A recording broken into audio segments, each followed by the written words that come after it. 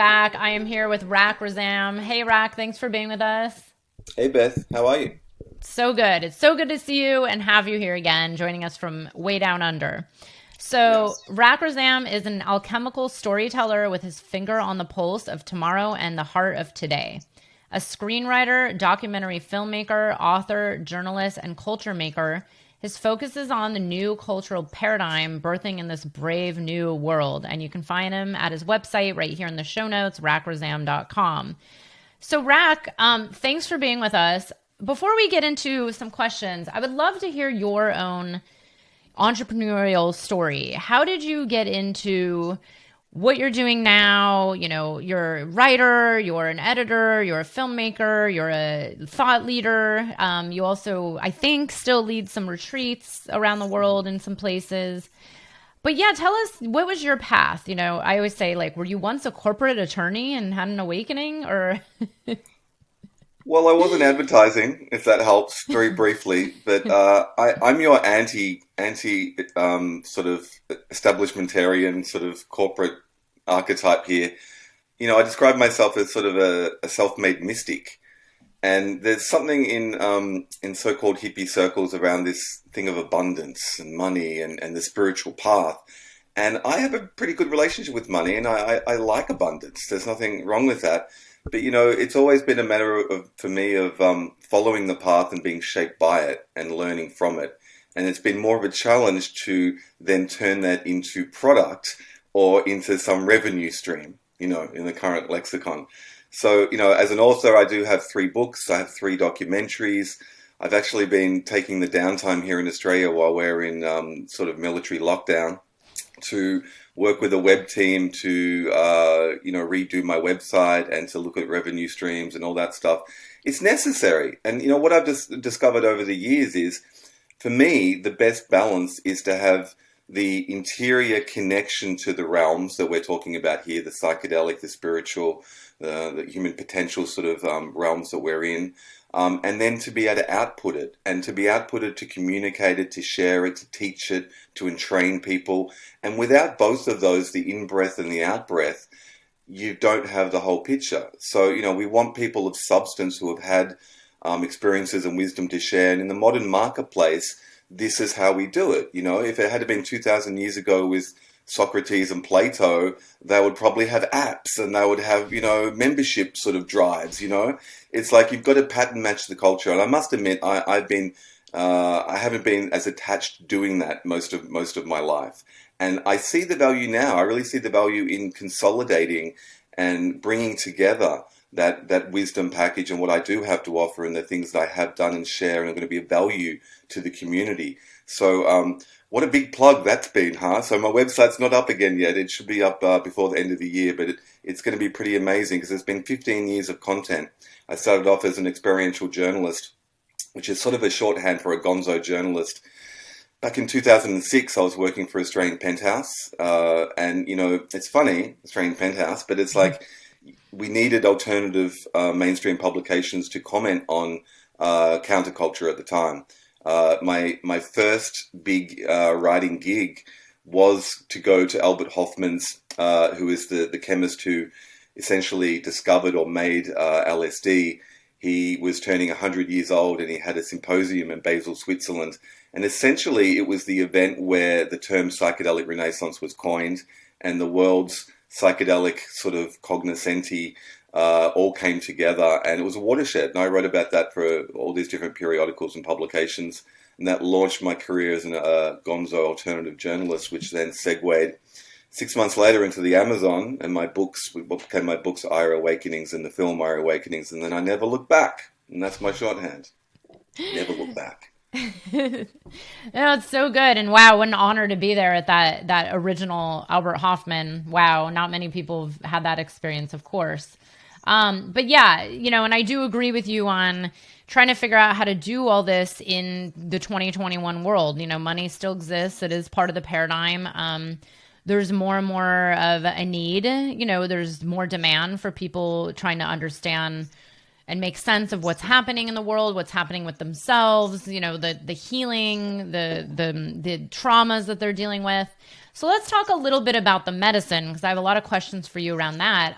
So you in the past have also had a career in I don't know if it was facilitating or more facilitating groups, or let's hear a little bit about that. And are you still up to that? I mean, I know you've been pretty locked down for a while now, but Well, yeah, to get to that, I have to sort of continue the introductory little chat there, because I started off on the path as a journalist writing about basically counterculture and, as I said, like the LSD conference and festival culture, technology, spirituality, things that were interesting to me that weren't represented in the mainstream as much back then. And then, ayahuasca came along, and it was a matter of, working on all that. But as these things have, become more prominent in culture, they really have become part and parcel of what they're calling the Psychedelic Renaissance and the medical establishment's reclamation of psychedelics. So as I was on the path, though, what I discovered is that for me, on a spiritual journey, and I must say back in like 2005, 2006, I would say I was spiritual, but I don't think I had the experience. I think I was open to things. I wasn't a closed mind, but I hadn't had the experiences which I then had in my initiations in the jungle in Peru and with plant medicines and things like that, which changed me from intellectually being open to a spiritual path to embodying the spiritual path.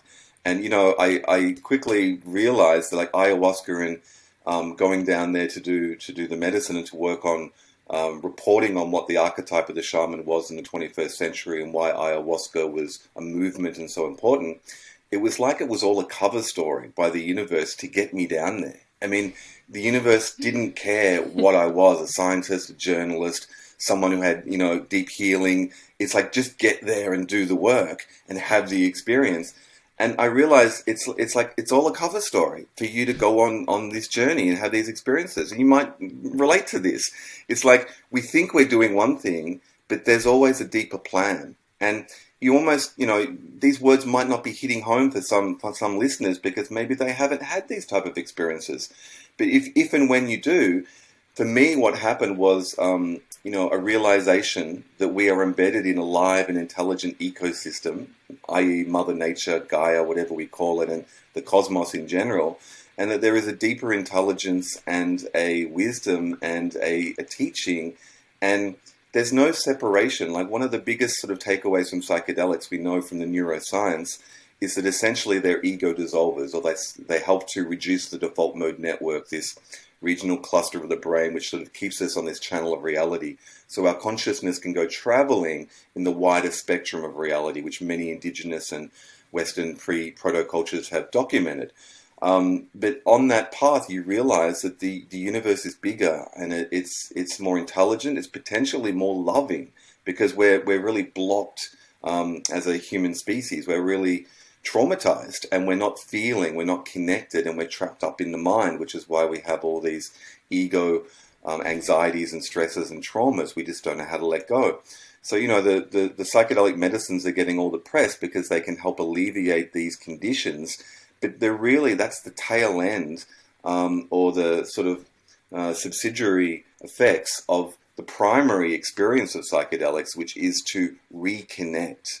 And that's the original Latin for religion, is to reconnect, So I've gone on this journey, and it's been like a 15 plus year journey, and there's no end in sight. And so as part of that, this evolution of the journey, it's trained me. And so I don't work with ayahuasca, but I do lead groups down for the last 8 years now. I've been working with Percy Garcia Lozano, a really respected curandero in Peru. And as an evolution of what became my book, Aya Awakenings, and the Ayahuasca Sessions, the second book, and the film Aya Awakenings, there came a point after touring that and working on that for many, many years to get that documentary out, where I was left like, what do I do next? I've completed like this big life milestone. And as a friend suggested, well, maybe you want to go back to the jungle. And I was like, yeah, I'll go back to the jungle, but looking after people, retreats, And then I thought into it, and then it was like, wow, it actually brought out this whole part of my skill base, which is this empathic, space holding, and, as the Gemini and the wordsmith and, running things and events. And so it became something I was really, really loved, and really loved going back to the jungle and experiencing ayahuasca myself. So I've been doing those ayahuasca retreats just once a year, usually around the June solstice, and we managed to do it this year, even amongst all the COVID pandemic. Amazing. And then, in 2015, the buffalo berries toad entered my life, and that became the subject of another documentary and a large thrust of my event organization and community building. And as part of that, over the years, I have trained with many different practitioners. Basically, I just fell into service, into wanting to help, into wanting to support. And the buffalo berries medicine is very new in Western culture. It doesn't have an established lineage like the ayahuasca traditions. And so I guess I was the right person in the right place at the right time, and just fell into helping anchor and form and establish, bring together a community around the World Buffalo Berries Congress and other events. And as part of that, I've been working to facilitate the medicine of the Buffalo Berries tribe in countries where it is legal. The legal part. Yes, I have actually lots of questions for you around the bufo and the toad. But, you did say something about showing up in service. And this is a huge piece of what I talk about a lot with my clients and, in my programs, and with what I do, is coming from this deeper place in our being and our soul. That's like, what do you want to see change in the world? What is it that you're here for besides you and your ego-based self? And yes, we all are on our healing journey, but when you step into this other place of like, okay, how do I show up and serve? Then I've noticed over time, things start to move a lot quicker and manifest a lot easier. And maybe you're getting taken to, the right time at the right place, like you said, and the opportunities open. And I'm curious, what are your views? Because this is something I've been exploring for years, is what are your views on how psychedelics and plant medicines can actually help people find this deeper place in them that's a path of purpose, like that's a path of their soul? Meaning like, okay, maybe you were working in a corporate job that you really hated because you just needed to survive, but then you start to realize you actually want to do something else. Do you believe that these medicines are here to awaken this in us? And do you think that it might have a large scale effect on the planet at all? These are good questions, but there's a root system to the answers, in that there's not an easy, pat answer. If we go back to the example of the 60s with psychedelics, which obviously was different set and setting, that's another term from the 60s, but back then there was this revolutionary potential that essentially what people realized is that we're in a cultural paradigm. We could call it Western culture, we could call it capitalism, we could call it 21st century, we could use different labels, but we're like goldfish in the water, and we're oblivious to it most of the time. And so there's that. And then you have to take the term, what is this awakening, right? What does it mean to awaken? And in the spiritual terms, it means to be self-aware of who and what you really are. And so, who and what are we? And I mean, there's many levels to this. There's, okay, what traumas are we carrying? What have we gone through in our life experiences? How can we release those things? How can we be the best us we can be? And that's within us. And then collectively, how can we be the best civilization and culture, we can be on the planet? And the thing is, capitalism is essentially the issue. It's the elephant in the room that we don't discuss. And maybe there's sustainable methods of that. But if we look at where we are on the planet today, we're in an ecological crisis. We're in a social crisis. There's all these things hitting the fan. And the isms of the way that we had steered our civilization have had an impact, which are now coming in a blowback to affect us. And so in the 60s, there was this promise that we could have a revolution of that paradigm and live in a more equitable and sustainable way. People might interpret that now as, pipe dreams and hippie idealism. And yeah, it was to a very large degree. But the thing is, without a vision, without a plan, without a mission statement, I mean, even if you take the corporate sort of rollout here, you need to have it delineated. You need to have goals. You need to have milestones. You need to have a concrete understanding of what it is you're trying to manifest. And so, what I perceive, having been on this spiritual path and having my horizons broadened, is that it gives you the vision of where we're at, where we could be at. And the thing is, I really believe we need the foundations of the marketplace and of the civilization we've established and of the resources and of the reach to implement that vision. We need both, just like we described at the start. It's not about throwing everything away and becoming Luddites and living in a cave, like in prehistoric times, or just being a hippie and getting out of it. It's like we have these tools at our disposal to help heal us individually. But what we're finding with the needed and the much fought for psychedelic renaissance, which is this reclamation of the psychedelic substances, which all the current testing across the world is proving that these have medical value. These have healing potentials which can help, heal PTSD, chronic resistant PTSD, anxiety, stress, for the terminally ill. Even if you're not terminally ill, it's like you can be on this path of self-discovery. They're amazing tools with therapeutic use, used in the right set and setting, can be transformative, incredibly transformative. And they're going to replace pharmaceuticals and SSRIs in the next 5 to 10 years, guaranteed. There's been studies come out showing, as antidepressants, that they work a lot more efficiently. But the thing with the psychedelics is, potentially a few rounds of psychedelics and maybe with the therapeutic training, and then you may be better. I mean, you may not need a course of SSRIs for years or decades. So it starts to impinge upon the profit model of the paradigm that we're in. So I was just on a panel discussion with Microdose.buzz, which is like, I guess, a new startup, or maybe not so new, looking at psychedelics. And, there was a lot of talk around the business of psychedelics. And we did a panel discussion on 5-MeO-DMT and the future of the science of spirituality. And we had to try to break it to them. It's like these aren't just like the red pills that everyone has and it has this effect. These are incredibly powerful psychedelic substances. And for instance, with 5-MeO-DMT, they can totally, have this rebirth experience of ego dissolving and rebirthing.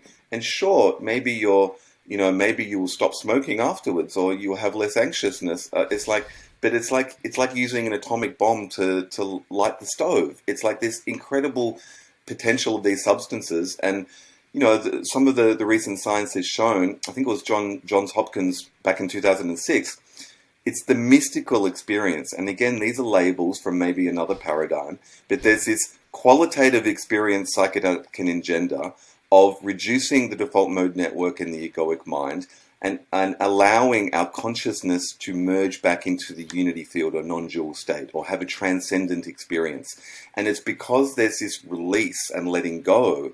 It's like a cork comes off a bottle and it releases any energy trapped in the energetic body, the emotional body, or things caught up in all the template.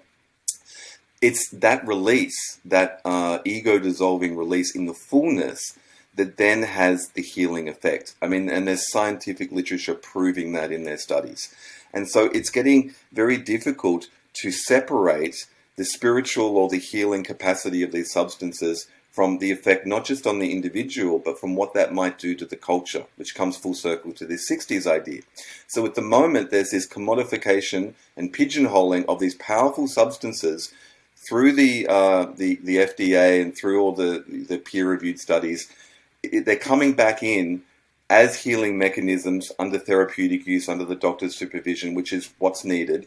But they're coming into a time when we're in hypercapitalism. And hypercapitalism is got all the startups and all the investment pitch decks, and they're going crazy like rabid piranhas for all in on psychedelic startups. And so there's this question of, I guess, medical integrity in the long run. Yes, these are healing substances.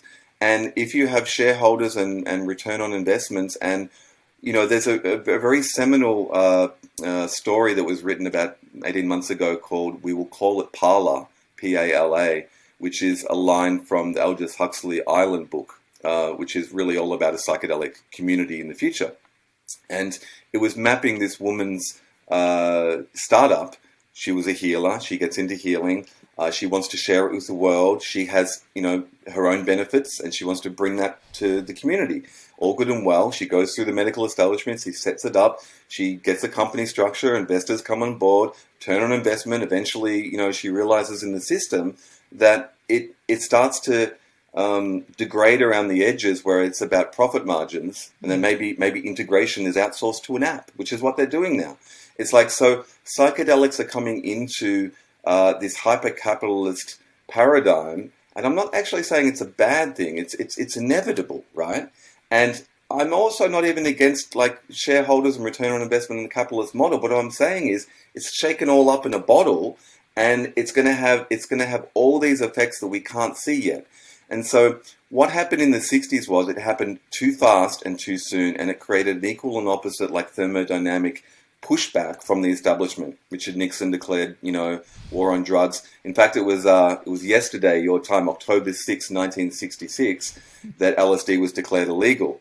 And so what did the hippies do? They had thousands of people in Golden Gate Park and had the bee in. They had another celebration of their revolutionary potential as individuals in the community to have ecstasis and have this celebration outside the medical model, because the medical model is not the only model. It's not the social model. It's not the community model. It's maybe not the religious or spiritual model, even though that will arise in the medical model as well.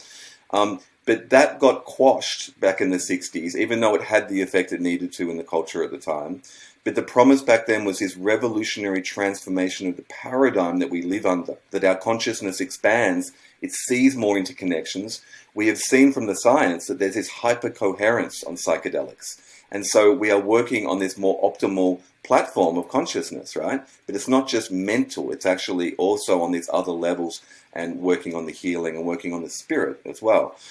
So what I see happening now is almost like the slow food movement. It's like there's this organic movement that's threading through. And the medical psychedelic renaissance is, it's getting an amazing amount of positive press. MAPS, the Multidisciplinary Association of Psychedelic Studies, has been the vanguard organization pushing this back into the mainstream for the last 35 years or so. And great kudos to them. And it's part of a bigger paradigm. It's part of a bigger transformation of society, because it's not just the man-made chemicals from the lab, it's also the entheogens from the earth. And these are healing things. And so if we can be healed as individuals, it has the ripple effect in the culture. And so the question is, what is the bigger vision? Where is this all going? Let's say great return on investment and great that, psychedelic companies are starting up. And it's just the tip of the iceberg. So where is it headed? What does it point to? And I believe potentially it points to a radical transformation of society that psychedelics alone are not doing. But it's part of this transformation point. And so I think that, what we haven't really discussed and what we don't really discuss, because it almost seems, it seems embarrassing almost to discuss this, but we need a cultural vision.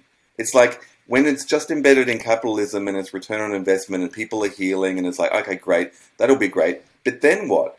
What a lot of people say, and is really true, is that it's not just about the peak experience. It's about what happens after your psychedelic experience. It's about the integration. So what I would ask is, what's happening with the cultural integration? Or where are the studies looking at, when we're healed from our anxieties and stresses of the battery farm of modern civilization, what do we do then with this psychedelic experience? Do we need to be sick to have it? Can we be well? Can we be optimized? Can we be even better? Can we be connected to something bigger? Can we come together as a collective group of people like indigenous communities do and do psychedelics and entheogens? And what will that mean to our cohesion, to our togetherness, to our sense of identity? And these issues aren't really being discussed yet. Everyone's trying to get psychedelics legalized and through the door, but what's that going to do to us in the big picture? So I think the root system is there, that the meetups and the integration societies and the psychedelic societies and the decriminalized nature societies, Seattle just decriminalized this week. And it's snowballing everywhere. And so I think the next step will be to have these cultural conversations of what is it doing to us, and where are we going with this, and can we transform society?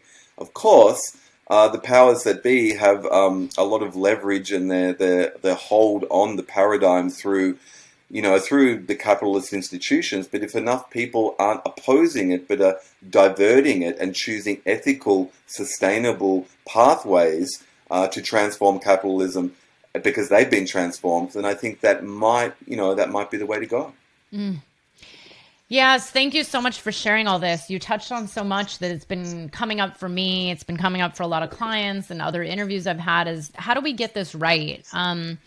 Because I personally even struggle with it. This is called the psychedelic entrepreneur because I help a lot of people become coaches and healers and a lot of people who are on this path. But at the same time, even I struggle with, like, how do we get this all into balance? Like, yes, money still exists. We still have capitalism. To me, it's not ideal. I don't love the system. But we have to be part of the system. And then I really believe we have to be part of the system in order to change the system, because yes, of course, there's a desire to go run off and live on a mountain and just check out from society. But I don't know if that's how we actually create the real change in the world, because it's like the systematic change from within. So I'm curious, do you know anyone who's working on, I know some of the thought leaders out there who are writing about like, okay, well, where do we go and what's wrong and how do we do this? But then there's never really, I find there's, I've struggled with this where I feel helpless. Like, what can I do other than my piece? But, are there people out there who are starting to discuss this? Like, what could our world look like? Or is this just something that's going to start happening over time? Like, what are your thoughts on this? Well, it's impossible to sort of talk about this without looking at the world situation. And, it's pretty temperamental. I'm not even talking like COVID and control mechanisms and potentially New World Order, Orwellian, Great Reset, cashless society, surveillance culture, social credit score, which is all coming in the West in the days ahead. I'm really talking about the ecological crisis and the fact that we've crossed 8 of the 10 tipping points and we're living through the 6th great species extinction. And unless we're facing the facts, unless we have a real grasp of where we're really at in late 2021 moving into the near future, we can't really respond to what the needs of the times are.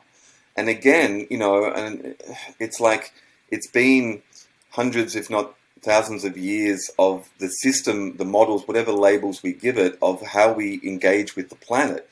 So the great thing about psychedelics and entheogens is that, they do dissolve the default mode network, but there's this felt sense of feeling, of connection.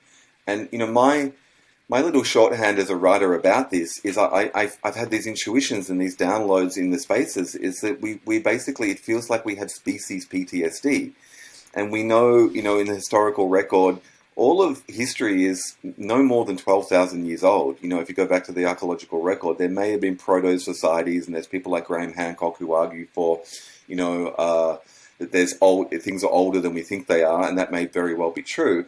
But essentially, there was a meteor impact or something that happened 12,800 years ago called the Lower Dryas extinction event, and it caused another little mini ice age.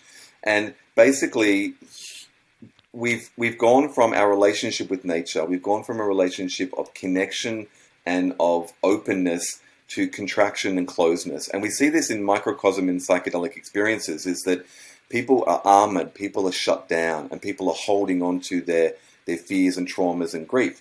If you see nature documentaries, animals, when they're in flight and fear experiences, they will shake out, with their body, they will shake out what they've been holding on to. Humans hold on to it.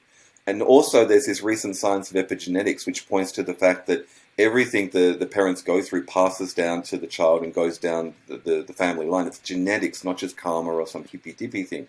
It's actually there are imprints on the developing fetus and in you that you're carrying your parents' energy and down the line. And so, something happened to humanity 12,800 years ago. A lot of indigenous cultures have stories of world ages and of cyclic time and of a deeper connection to the earth. Here in Australia, the Australian Aborigines have this term that we call in Western culture dream time, this fact that there's different stages of consciousness or ability to connect in different ways to the earth, but we've shut down. And so this whole arc of history feels to me like we've gotten used to it, but this is a traumatized response. Like the normal baseline consciousness we're in, even if you don't have any personal trauma, you don't think you do, we've inherited this shut down, traumatized pain body, as Gabo Mate might say. And then this is the new normal. So it's like over the tracks of time, over thousands of years and hundreds of years in post-industrial revolution, our relationship to the planet from that separated, traumatized pain body has been to separate from nature, to protect ourselves from nature. And so we've fallen into this extractive, imperialistic tendencies to take and to build separate from nature, and there are cultures and indigenous communities which still, we don't have to necessarily give up the technological advances, but we just have to figure out ways to be more sustainable about that and to not leave the impact we're leaving. And so the culmination of all this has been to contribute to global warming and to contribute to this emergency that we're in, right? And so the current state of affairs is grimmer than most people will admit, although the mainstream media is being forced to because of the new extreme weather events and things that are happening. And it's like, I've been researching this. I've been doing a screenplay set in the Arctic and researching things, but things are really, unprecedentedly bad on planet Earth. We're reaching this point in the next few years where it's not going to be business as usual. So this question is, why are we here? Who are we, right? And not just when we take these substances, that's the training wheels. We have this spiritual nature within us, and we're embedded in the planet. And the planet, from my understandings, is an alive and intelligent ecosystem and being, right? And we're extensions of it. And all the other species know that, or they're working for the benefit. They go, it's almost like permaculture, but I call it planet culture. It's like they go with the rhythms and they contribute to the energy exchanges and that. But we don't. We're like this stagnation. So part of this phase we're in is to come back into right relationship with the planet, to live in a more sustainable way, to transform capitalism and the industrial sort of revolution into the post-industrial information, sustainable, technologies, ways that we can maintain civilization, but do it in a way that is not carbon emitting and not opposing the flows and the rhythms of planetary energies. And we have a very short amount of time to do that. So in terms of this awakening, we really need to wake up very, very suddenly. And we need the support network to do that. So back in the 60s, when there was this mass awakening with LSD, it hit so suddenly, they didn't necessarily have the support mechanisms. They drew upon the elderhood of India as, models of consciousness, because they didn't have their localized elders. So now we have that psychedelic root system. We have the intergenerational support network of people who still are alive from the 60s and the 80s and the noughts and onwards. And we have, we have the indigenous cultures who are now, connecting with people and touring, and ayahuasca's come out, and psilocybin's come out, and San Pedro, and 5-MeO-DMT, and we have a shamanic, what I call the global shamanic resurgence, which was equally big, if not bigger, than the medical psychedelic renaissance. It maybe gets a little bit less press because it doesn't have the identity and the Western PR machine behind it. They talk about ayahuasca a lot, but they haven't quite identified that ayahuasca is the vanguard of a global shamanic resurgence coming out of the jungles. And, it's coming to the people, it's coming to the cities, and people have trained, and to segue here, I have a show called shamansoftheglobalvillage.com, and this is what we look at. We look at people like myself who have experienced entheogenic medicines, shamanic medicines, and a lot of people then feel the call to action. They feel the call to be in service, as we've discussed, to their communities, and they've trained and they have the lineages of the indigenous communities' shamanic practices, and then they bring that out to the West, and they live in their communities in the West, and they may be growing and working with the entheogens, and there's been this entheogenic transfer from the old world to the new. And so I see that this is just the tip of the iceberg. It's like this is happening, and people are resensitizing and reweaving and remembering, the relationship. And so there's this potential to connect to the planet and feel it, but it's almost like it needs to marry with the ecological movement, with a lot of the other, every 10 years or so, there's like an Occupy movement or an anti-globalization movement. There are these natural resetting cultural movements which are part of this feeling that we know what should be done, but it just gets opposed by the mainstream mechanisms of control, which want to keep the paradigm the same and keep, the system the same. But it's coming to this point where it can't remain the same, and there's these sort of release valves where psychedelics are coming in and helping release and transform a little bit. But there's this whole lot of stuff all happening at once. Like the destruction and the breakdown of the old paradigm and the old world is happening just at the same time that the awakening is happening. And so, that's where we're at. But it's like we need to acknowledge what the parameters of where we're at really are, and not whitewash them or greenwash them. Things are pretty stark, but if you've had a deep spiritual transformative experience, you realize one of these ultimate lessons that we're not in control, right? It's like Dennis McKenna, the famous brother of Terence McKenna and founder of the McKenna Institute, and a scientist in his own right. He has this great phrase. He says, it's the monkey mind. He says, we think we're in control. And, ayahuasca's told him, it's just the monkey mind. You're not in control. There's something bigger than us that is steering this whole thing, right? And you have to trust that. But you can't trust that if you've never felt that. And so the great value of these substances is not just personal healing, it's connection to something bigger, whatever label you give that. And it's something which has to be felt, to be known. So it's not just faith, it's not just this blind mental trust. It's not about the ego. It's about this connection where you feel the truth, and that's what transforms you. And so globally, we're all having our individual experiences and awakenings. And the root system of the psychedelic and shamanic networks is very pronounced now. And I see a turning of the corner where as we start to acknowledge the environmental emergency, the emergence will come, right? The ability to respond to that. And I think it will come from the people and the networks who can hold space for the collective in the times ahead. Is that you have to know yourself, you have to have these deep experiences, you have to let go of the fear, you have to trust, and you have to empty yourself to be a vessel for what wants to come through.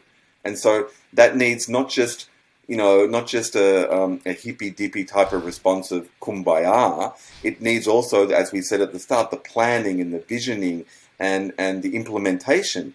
But for what? You have to be able to connect to have the vision, and then you need to be able to roll out that vision.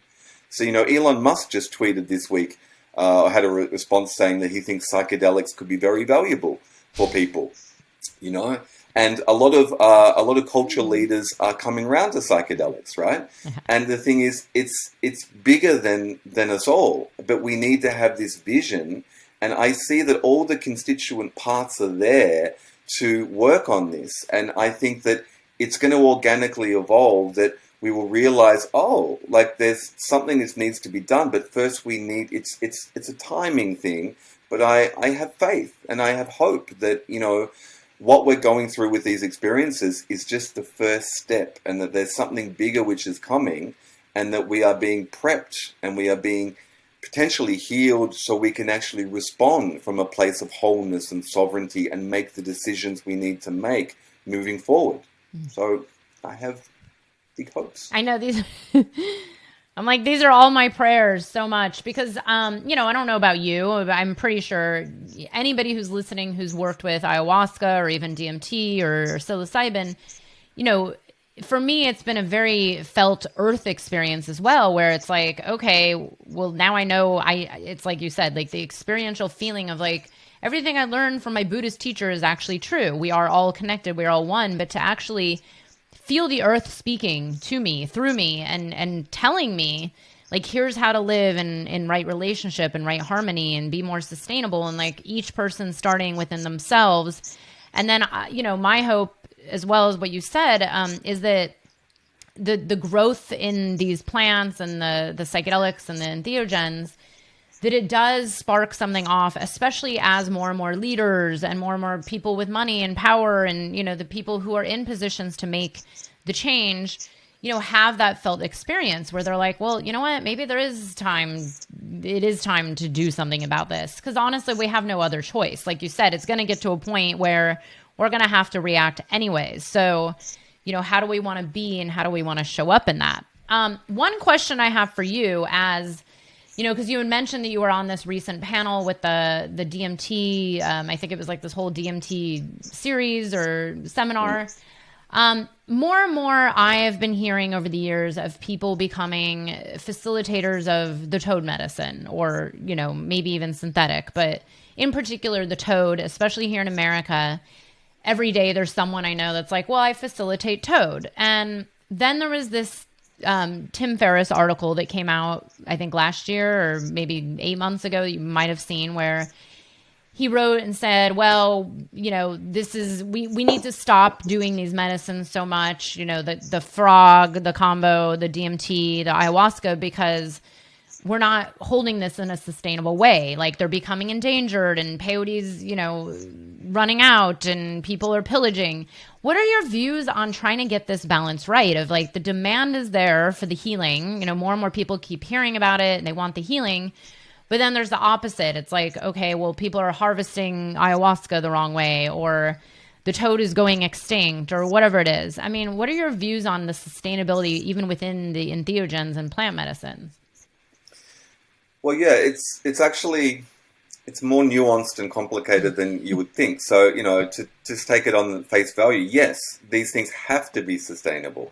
And it's all about supply and demand. So it's pretty ironic that Tim Ferriss is saying that when he has tens of millions of audience and has been promoting psychedelics for many years and has put millions of dollars into the research, which is all good and well.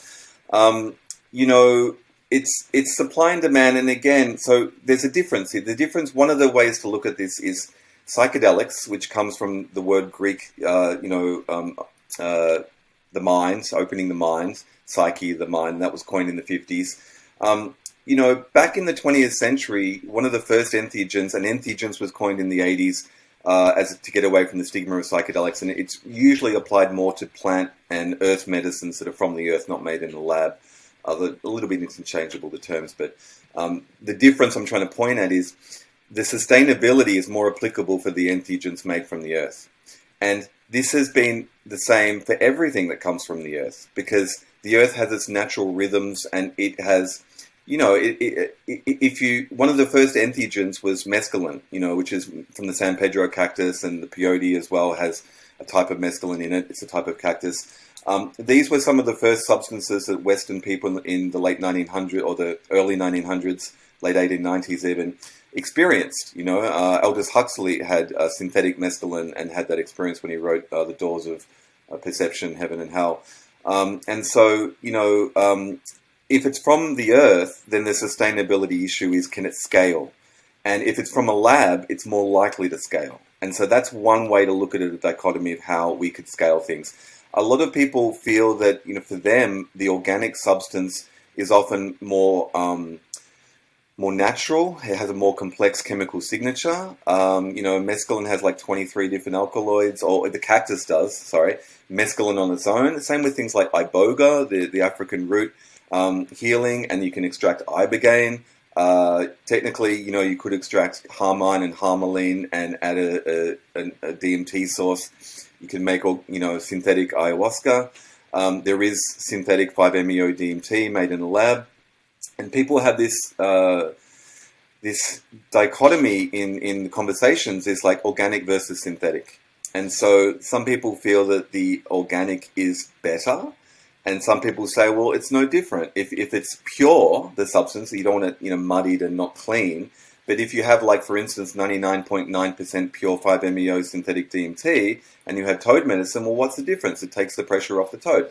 And so, yes, I mean, there's something here that there's a lot of promotion of psychedelics and entheogens now going out, and we call it the pollen effect after Michael Pollan. When his book came out in 2018, How to Change Your Mind, New York Times bestselling writer, millions of people are now interested in psychedelics, millions more. That book really directly influenced a generation of mainstream people, of mums and pops and dads and mums, and to get into psychedelics because everyone wants the healing. I lived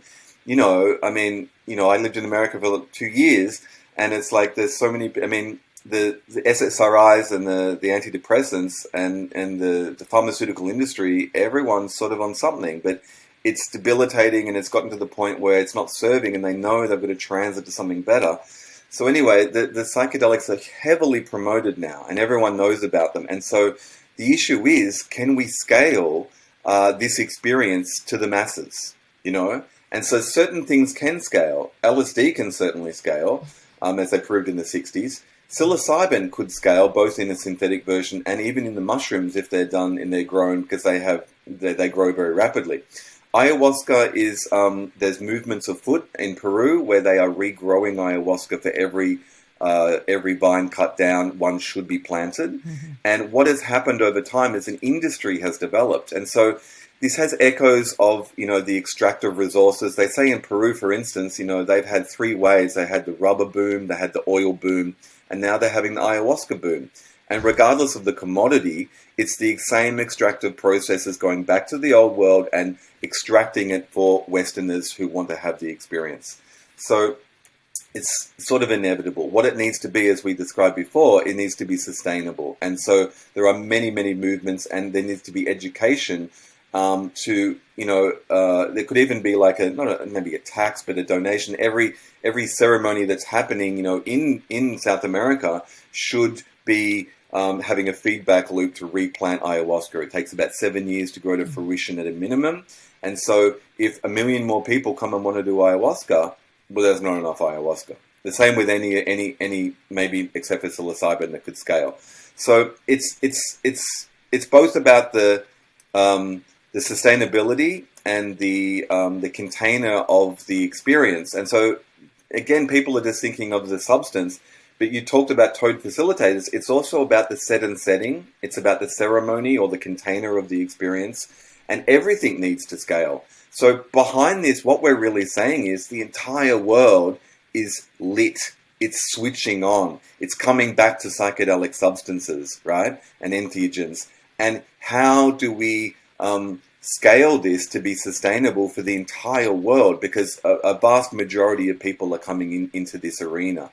Okay, and so there are ways, like with toad, for instance, there's been, obviously, as a living creature, it has a sacredness, and there needs to be a sustainable, ethical harvesting of toad medicine.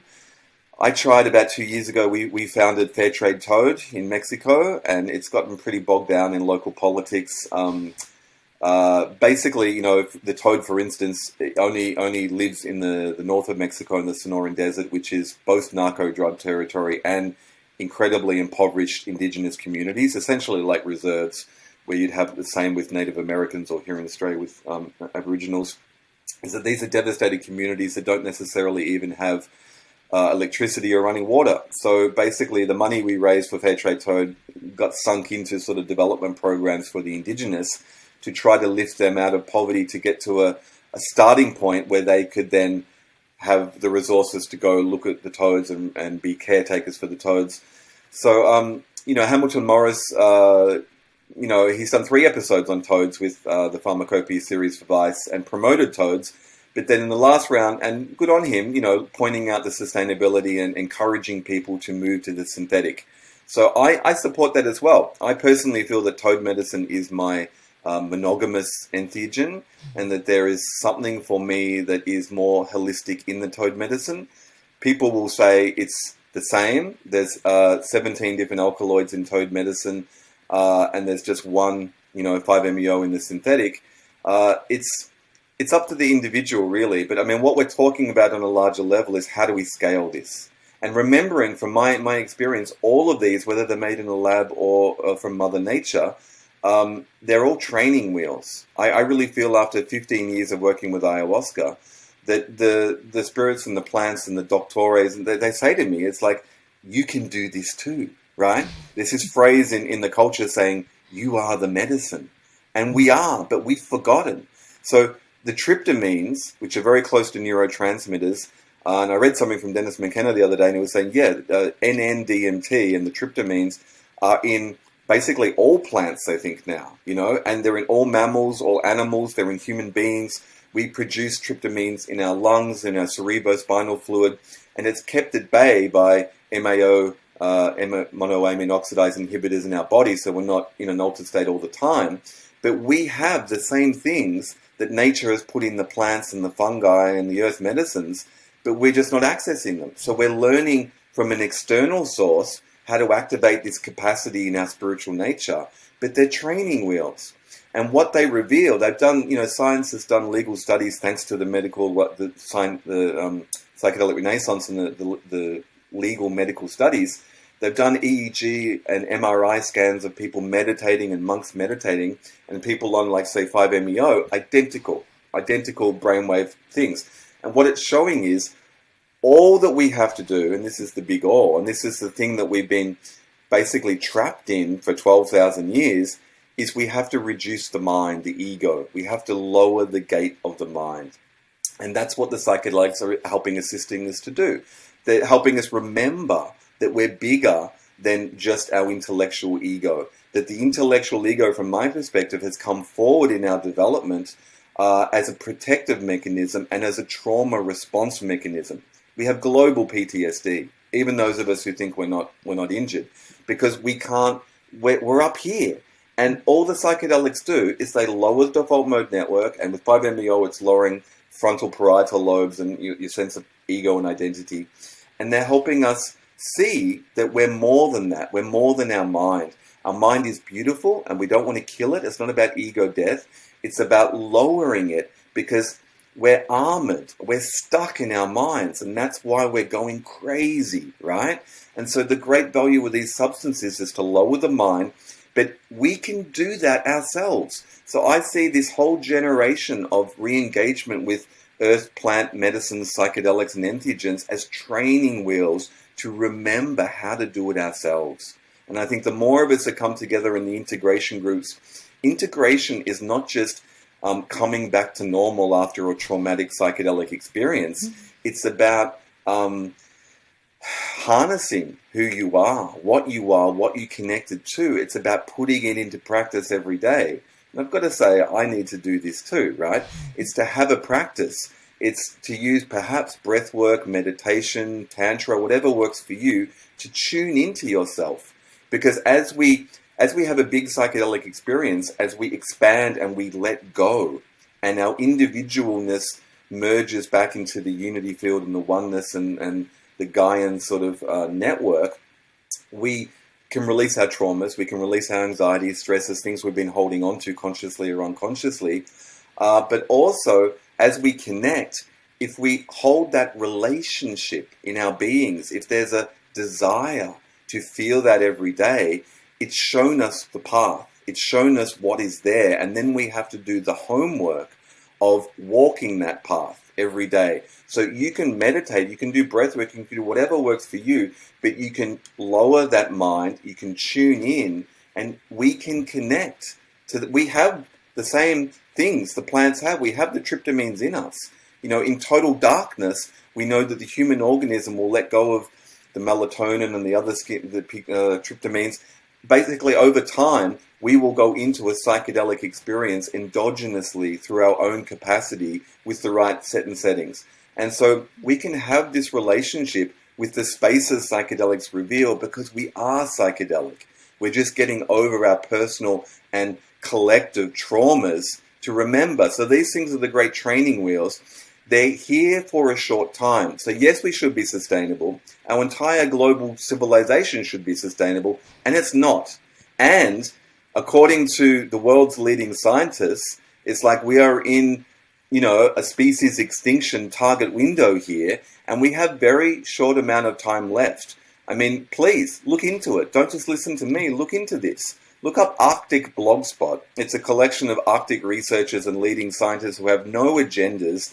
They have no corporate interests. They have no government sort of, things. But they're just saying, the Arctic is it's like 90 degrees Fahrenheit over the summer. I mean, the jet stream is broken, the new extreme weather around the world. I mean, we're in this event horizon of imminent planetary transformation, right?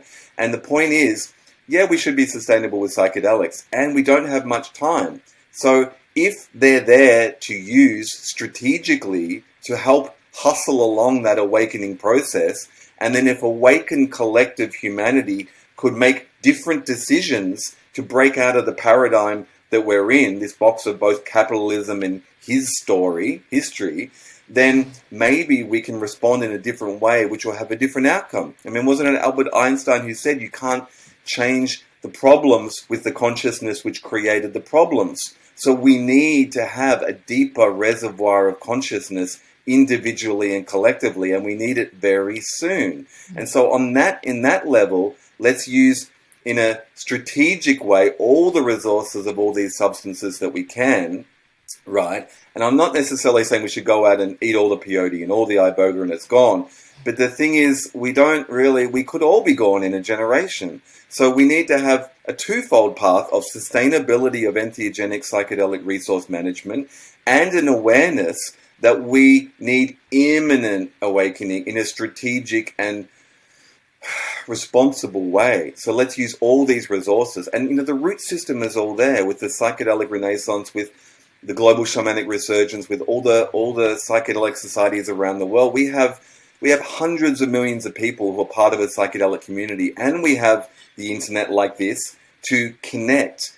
But I think imminently there's going to be a next step, which is bringing it all together, right? Mm. And I say, especially with something like 5-MeO, which for me is the light at the star at the top of the Christmas tree. It's the light, the star of life, but it's endogenous. The difference between 5-MeO, DMT, and most of the other entheogens is it's within you, and it never really goes away. You can have endogenous reactivations. And so if you get a room of toadsters together and you do breathwork, rebreathing exercises, you can have a reactivation into the space. It's like, wow, I mean, why aren't we doing this? Why aren't we all coming together and discovering the medicine within? Because that's the next step. You are the medicine. Let's feel it. Let's do it.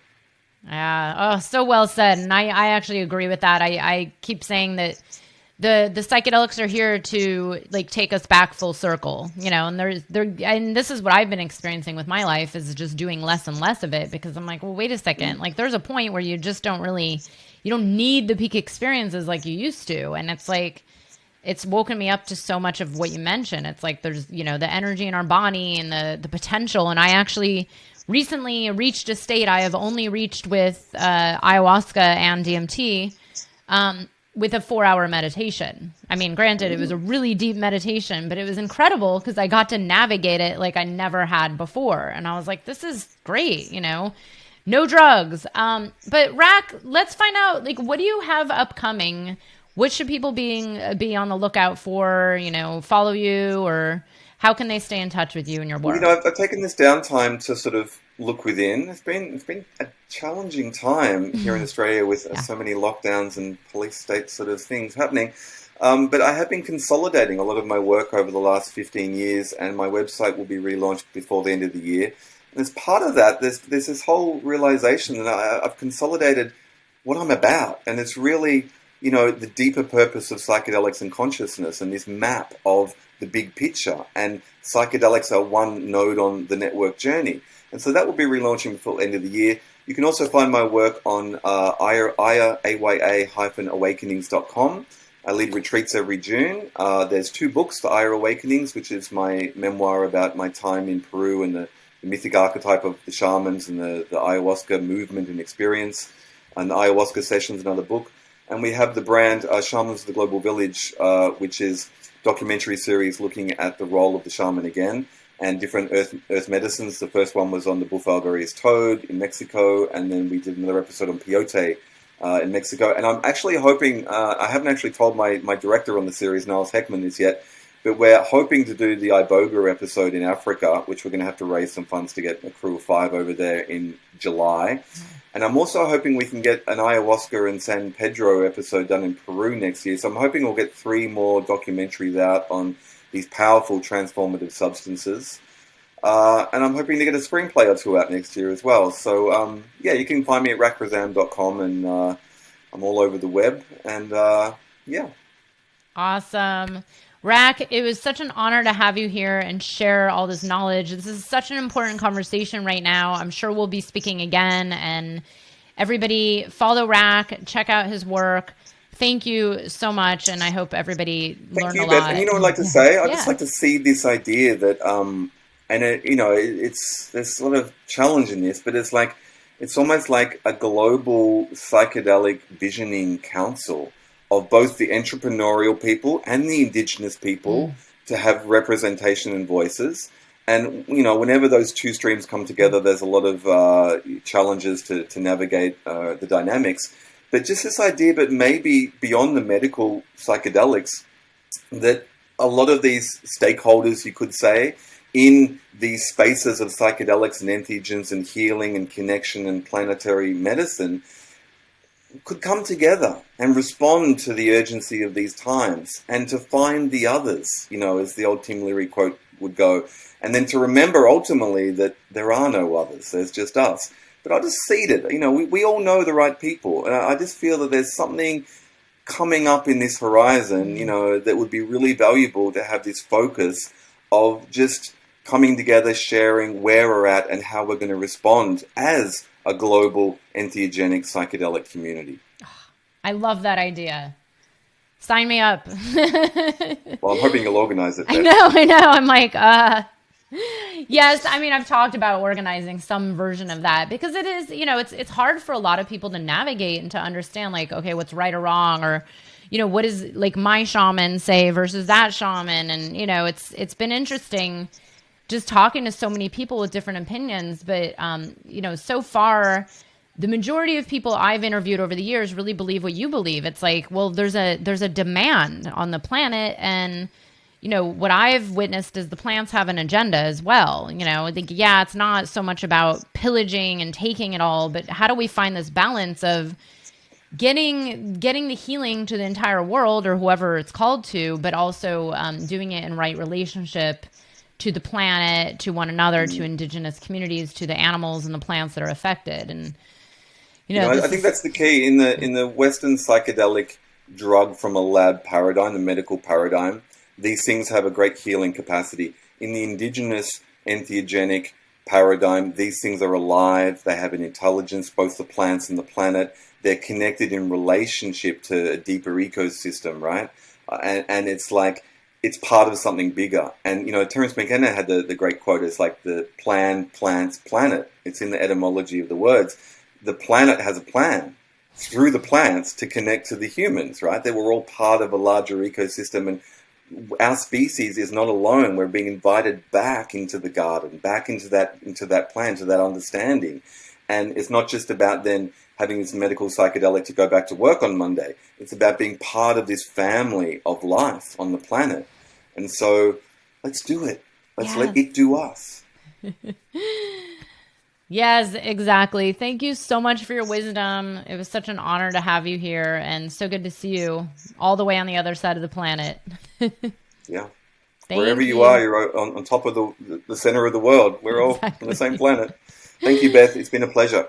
Let's do it again. Thank you. And everyone will have another interview next Tuesday on The Psychedelic Entrepreneur. We'll see you then.